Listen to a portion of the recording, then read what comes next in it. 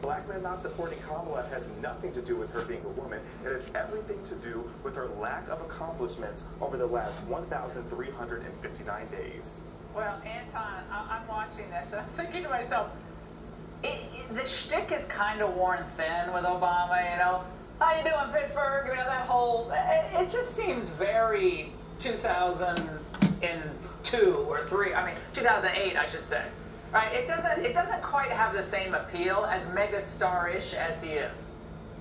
You know, it's a Hail Mary pass considering that we did vote him in based off of identity politics. And I'm not saying that all is bad because he did do some things that I didn't necessarily disagree with that Trump absolutely did better than him. But at the same time, I felt that it was incredibly disrespectful because he's making the assumption that we're not educated enough to lead our families, to look at the policies, to understand exactly what's going on with immigration, and we're supposed to overlook everything that they did over the last 3.5 years that was not in our favor. And when I say our, I'm talking about the American people, let alone men, let alone black men, and we're supposed to vote for her because of some misogynistic reason that's made up. And instead, we've learned how to educate ourselves, and now they've sent their Messiah back to rein us in and bring us back into the Democratic plantation. And most men that I've spoken with have said that it's absolutely disrespectful and we're done with Obama. Well, Xavier, again, when he says, you're lucky Michelle's not here, he does, what is that supposed to mean? I mean, I guess it's supposed to be funny because she'll scold them in a more convincing or scarier fashion. It's kind of treating young black men as children. Almost like your children. Mommy's coming back and mommy's going to chastise you and you're going to get punished. But you're supposed to vote against your own economic interests to make Michelle and Barack happy in their 4 mansions? It's absolutely degrading, and black men are sick of being reduced to being expected to think with our skin color. We have seen how terrible the Obama, Biden, Harris trilogy has been for our country. It has completely demoralized our country, and quite frankly, Obama has no credibility because this is the same man who heavily endorsed Joe Biden, and we all can feel in our pockets, and we can see it for sure at our border, just how terrible the Biden-Harris administration has been for our country. And Obama admitted himself back in an interview with Steve Colbert that if he could, he would run our country from an earpiece down in the basement, and it wouldn't surprise me if that's exactly what he's doing. Now, Xavier, excuse me, Anton, the media are really pushing Obama to be the, rescue agent for Kamala's campaign. Watch this. Barack Obama, with joy and with humor, is able to sort of get through to an audience that it's not okay to lie.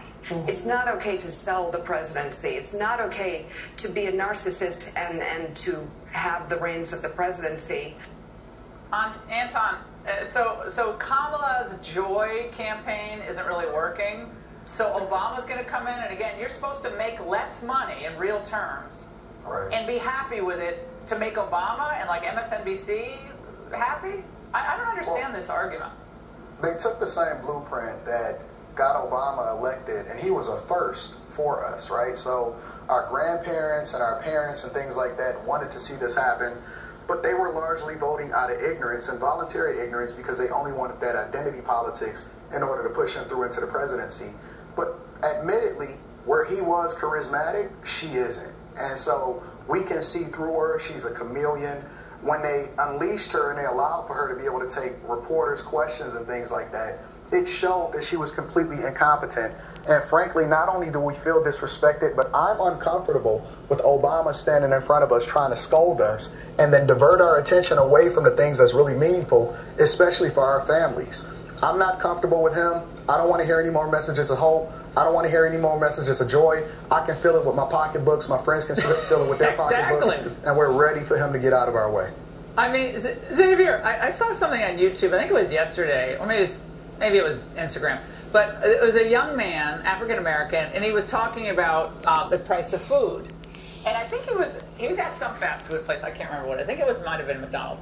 But just the nuts and bolts, when you go through just what a Happy Meal costs, the differential in simple things that families like to treat themselves to, that's shocking. Like in Obama, that doesn't affect him. It doesn't affect Hillary. It doesn't affect Trump, but Trump somehow has that ability to say, that's not acceptable in America. But they think Obama's charm is going to override daily life for people. The charm offensive from him, it's not 2008 any longer.